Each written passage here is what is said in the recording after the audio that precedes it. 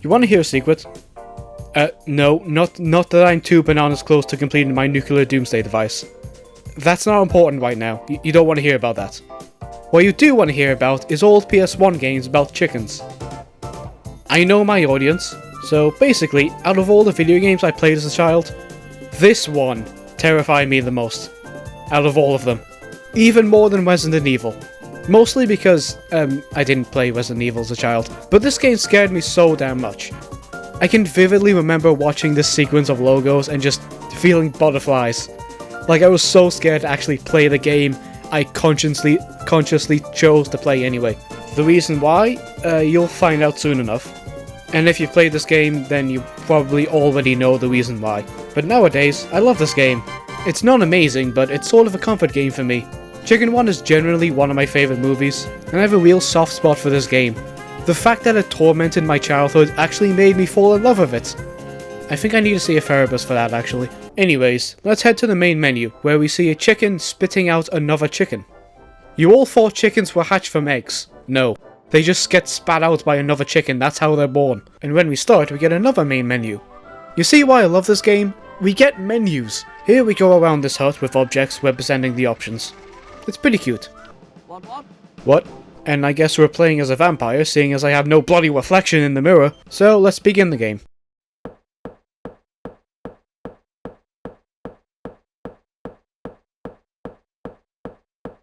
Okay, why are Ginger's footsteps so loud? Is she wearing high heels? Like, what kind of chicken wears heels? Hi, Mac.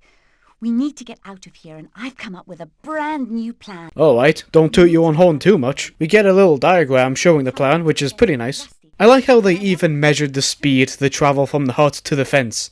If you're going 5 miles an hour, slow the f*** down. Aye, that's a thought. We could use that old butter knife from one of the huts, and I'm sure there are some broken shears around somewhere. Broken shears? Why the hell are there broken shears left around? And how do you know they're there? What were you planning to do with them? I reckon if you get me those, I'll be able to make some crude wire cutters. God, there's some really intricate and complicated stuff going on here. You lost me with how you're making it. Great idea, Mac. I'll go and get them, but I'll have to be careful of the dog. Oh yes. Yes you will.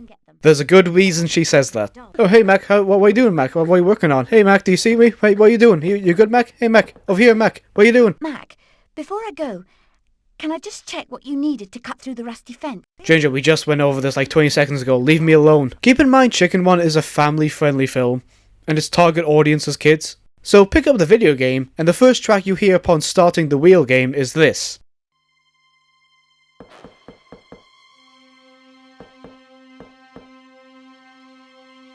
This is oddly spooky for a Chicken Run game.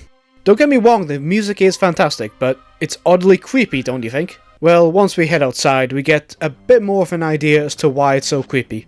Here's a dog. Let's see what happens when I'm caught.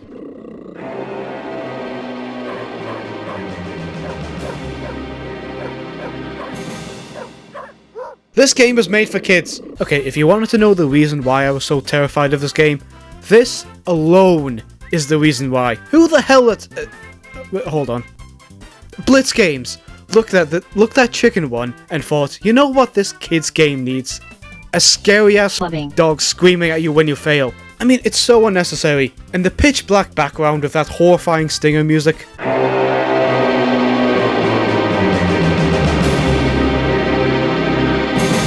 It just makes this so much more frightening.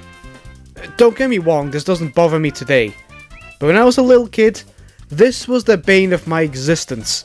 I even developed an irrational fear of being in a room with a television that was turned off. Because for some reason, I feared this dog was going to appear on that TV and scare the life out of me. I was a weird child. In fact, take the was out of that sentence. I even had an actual nightmare about this. But the dog ended up being Tommy from Rugrats' dad in disguise.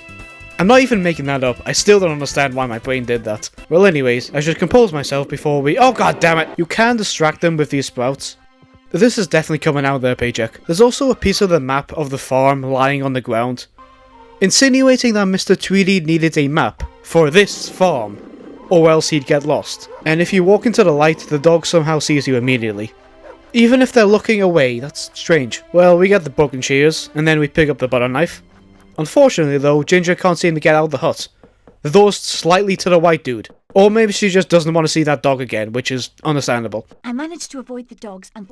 Excuse me? No, you did not. Now placing the bolt I already have through the centre of the two whilst crossing them in a 90-degree fashion like... Okay, I know this is meant to make her sound smart, but all you're doing is attaching two knives together.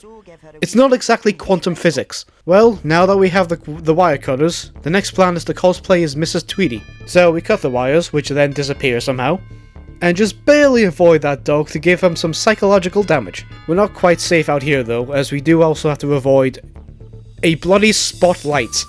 Who the hell is manning the farm's watchtower? But what is also a threat is Mr. Tweedy, who I doubt even knows what he's doing. And you can get caught by him also. No chicken escapes from Tweedy's farm. Dear God, this may even be worse than the dog.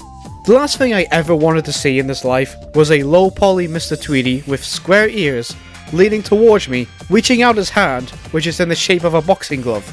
The dog may have gave me nightmares as a child, but Mr. Tweedy's face alone gives me nightmares today.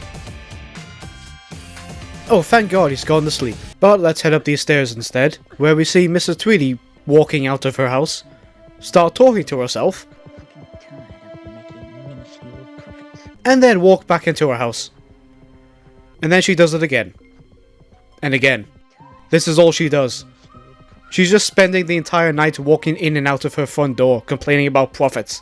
She keeps turning the light on and off as well. What is the purpose in this? Well, let's see what happens when she sees me. What did you expect? More childhood trauma. And by this stance, I don't think she's mad that I escaped. She's just disappointed. Here, take this. I don't know how she didn't react to getting hit with a sprout. Anyways, I'm just gonna steal her gloves. Really, dude? You really can't see me in here? Or do you just not know how to get in here? Oh well, he can see me on the stairs at least. Maybe he just can't see anything that's below his eye level. Take this, Mrs. Tweedy. Have fun cleaning the sprouts from your carpet. Anyways, we got the poles. Now we head into the garden for the last few items.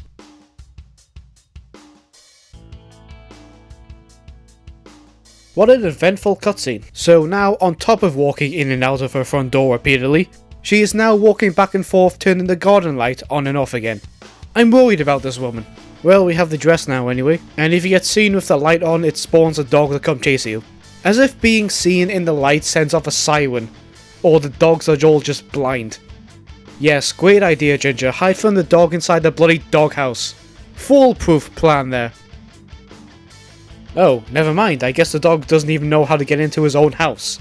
Okay, with the lady who keeps pacing back and forth wasting electricity, dogs who can't find a way into their own doghouse, and Mr. Tweedy, just Mr. Tweedy, how the hell have you not been able to escape earlier, Ginger? But once we get the boots, we can put it on and hide from the dogs. Yes, this boot has magically begun to walk, that's not suspicious at all. No need to chase after that. Okay, Ginger, you're safe now. You can take the boot off. No one's gonna get you in the hut. Right. That's everything. At last we'll be able to escape from this farm. You know, I'm sure if you just ran away with a boot over your head, that'll probably work. Should we tell the Tweedies in case they wonder where we are? Of course not, Babs. It has got to be done in secret. In secret? What fun! But will we tell the other chickens? We're dead. Yeah, you're gonna get us killed, Babs. And we've beat the level. Great. They've been keeping count of the amount of times we got caught as well. Well, this certainly went better than my last attempt. Look, it's a difficult game, okay? Don't judge me. But we're not finished yet. We have a boss level of sorts now. Uh-oh. It looks like the dogs have spotted you. Uh-oh is right. We all know what happens when the dogs spot me. So now we have to run away from the dogs, who don't seem to be in any real hurry. You guys are slacking on the job. Meanwhile, the fake Mrs. Tweedy is flapping like crazy and constantly leaning on the side. I don't know how this was meant to fool anyone. We should have just gone with the boot over the head plan. Oh yeah, great. Let the chickens out with the dogs right behind them waiting to pounce. You've just sent those chickens to their deaths. They're going to be eaten alive. This minigame isn't really that difficult. Just smash the square and circle buttons and keep moving forward. Slim chance you get caught. You do also have the chickens constantly complaining the whole time, which is fun. And we managed to make it back inside the farm. Who the hell closed the door anyway? Does the guy in the watchtower also control the gate? Okay, that is genuinely a nice touch. 24 chickens saved. I assume you don't mean the ones we let out because they're definitely dead now. Well, with Act 1 done, I think we'll end the video here. So yeah, this is genuinely one of my favourite games to come back to. Like, it's not amazing, but like I say, it's sort of a comfort game for me. And I'll probably make another episode of this just to finish off the game. It's not that long. And maybe a little extra as well, because I found something that's also pretty fun that I want to show off. Anyways, if you enjoyed the video, feel free to subscribe, and take care.